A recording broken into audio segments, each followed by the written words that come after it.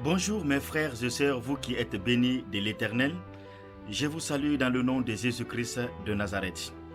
Je vous rappelle que nous partageons toujours la méditation autour de la victoire. Il faut éviter l'orgueil.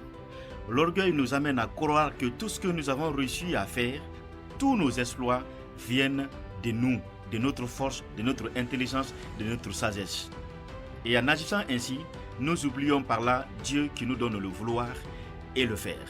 Aujourd'hui, nous allons continuer encore toujours pour découvrir d'autres éléments qui peuvent nous permettre toujours de garder la victoire que le Seigneur nous a donnée. Nous allons toujours lire quelques passages dans le livre de Deutéronome.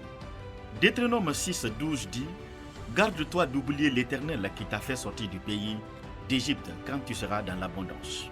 Quand tu vas avoir la victoire, garde-toi d'oublier Dieu. » Deutéronome 8:11 dit « Garde-toi d'oublier au point de ne pas observer les commandements de Dieu, les lois de Dieu et ses prescriptions. » Dans la victoire, si tu veux garder la victoire, il faut toujours garder les commandements de Dieu, de mettre en pratique ses commandements, ses lois et ses prescriptions.